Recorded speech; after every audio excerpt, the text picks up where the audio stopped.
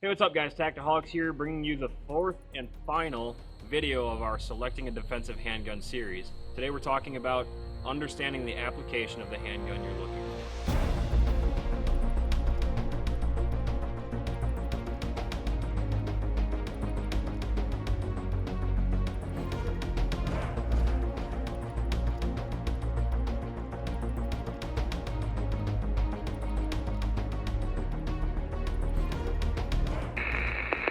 When considering the application for your next defensive handgun, we're really talking about three different things here. We're talking about home defense, vehicle carry, and on-body carry or concealed carry. Now, that can mean a couple different things, whether you're carrying in a purse or fixed to your body somehow, appendix carry, or inside, outside the waistband.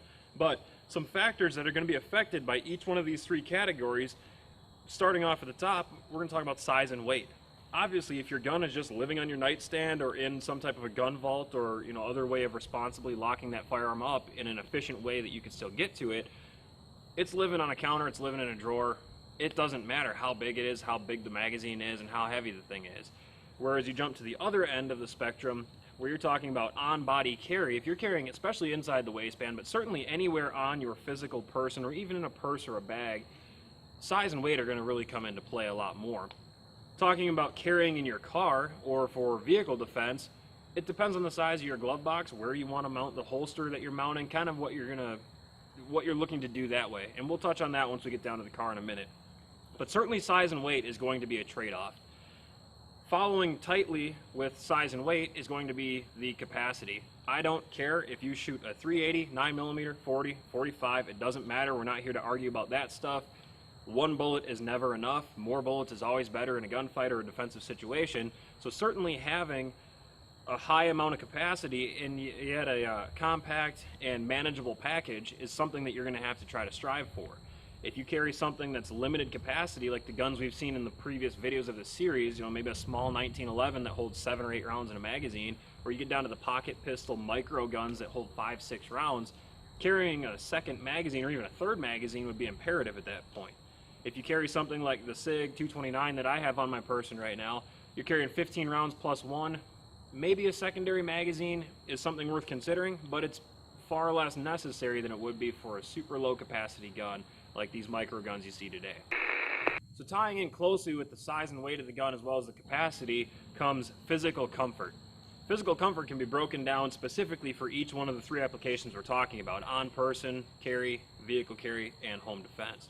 Talking about on-the-body concealed carry. Certainly concealed carry to most people means inside the waistband, hidden from plain view, and it might vary state to state as far as open carry or printing, but when you're carrying on the body in any type, you're carrying that additional weight around on your person. Not to mention, if the gun is inside your waistband, you might need to buy bigger pants to fit the holster in there, especially if you're starting to use second magazines or third magazines on your body. Everything that you add up to be super tactical and ultra prepared turns into weight and bulk on your person. A lot of people prefer appendix carry. There's still more people yet that prefer a 4 o'clock carry, small to back carry, and this isn't a video talking about how to carry a gun on your person, just talking about the different options. And regardless of how you're carrying that gun, body structure comes into play, size and weight of the gun come into play, and you need to find a gun that's comfortable enough to carry, yet large enough and applicable enough to do the job that you need it to do. We talked about this in one of our previous videos in the series, that if a gun's not comfortable for you or it's not comfortable in the holster that you're wearing, you're not going to carry that gun, you're not going to want to train with the gun and shoot the gun, and that could turn into a big problem later on if you need to employ the weapon. So make sure that you get set up with a good holster and an appropriate size and weight of the gun, and consider carrying those additional magazines or something like that, depending on capacity and all those things. But tie them all together and pay attention to it when you make your next purchase. Talking about the physical comfort aspect of a home defense handgun, the sky's the limit. Physical comfort doesn't come into play in regards to your body with a firearm that's living on your nightstand or your home office desk or in a gun safe or a speed vault or something like that. The only physical comfort portion to address with selecting a strictly home defense handgun is things that we've talked about in other videos leading up to this: fit versus feel. How does the gun fit in your hand? Can you function all the controls appropriately? But the nice part about a home defense firearm is you don't have to worry about fitting it on your person in a comfortable and convenient fashion. So whether or not we're talking about a dedicated gun for your vehicle or a gun that you're carrying inside or outside the waistband on your person, you will be affected with the firearm that you choose when you get into your vehicle. For example, I have an inside the waistband holster on right now, but due to the size of the SIG 229 and the bolstering of the seats in my vehicle, it becomes a little bit uncomfortable to ride around for long periods of time in the car with that gun tucked in my waistband. There's a few different solutions you can find for this. What I simply choose to do is go ahead and slip that firearm down into the glove box there. If it's going to be any type of extended trip, if we're talking under a half hour or something like that, it's not that big of a deal. I can live with it. But this is something that you have to take into consideration, even though I didn't set out to buy this gun for vehicle carry. It's my on-body carry, my concealed carry gun. It still spills over when I get into my vehicle. Talking about a firearm that's dedicated to your vehicle, there's a number of different products out there that offer vehicle carry solutions, different holsters and mounting brackets for your existing holsters and things like that. Look through them carefully and use discernment. Talk to people and really do your research before buying some of these products. Although they might look appealing on the surface, there's a number of bad ones out there, as well as a number of good ones, so do your homework on that. But you'll see solutions out there for people that mount their holsters on the pillars of their car, on the sides of the seat, under the steering column, even underneath the seat, in the glove box, things like that. Some things you need to consider are what happens to that gun when you get out of the vehicle, okay? If you have a gun that's mounted underneath your steering column and you go to leave and park the car, go to the mall, you don't really want to leave that gun in plain sight. Anyone walking by can see the firearm in your car. That very easily becomes their gun.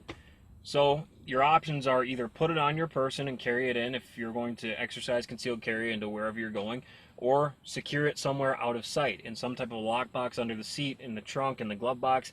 But also consider that the more you handle a gun inside of a vehicle, the more opportunity you have for an accident to happen. So be incredibly diligent with your trigger finger discipline and using the safeties of the firearm, if your gun has some, before moving the gun around from your body to your vehicle as often as possible.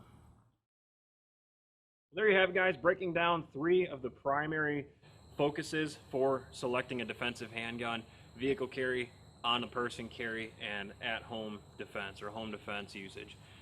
Understand what you're doing with the gun. My recommendation would be to get a gun that does its job very well. Now, obviously, if you have a dedicated firearm for each one of these facets of carry or defense, it's very nice, and you have the ability to get that very specific purpose-built gun for X or for Y or Z. Whereas you start to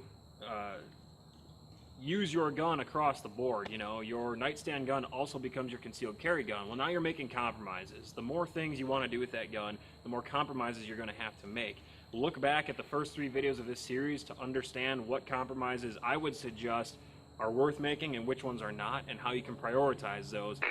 There you have, guys. Thanks for watching. Be sure to leave a comment down below and let us know what you think about this video. We appreciate your feedback, and it's been really cool having discussions built up throughout this video series. So leave those comments below. Right next to the comment box is the subscribe button. Hit it. We appreciate your support. It means the world to us. And help us keep on sharing the videos around and spreading the word. We appreciate you guys and all the support that you bring us. We couldn't be doing this without you. And we'll see you next time, guys, because we never quit.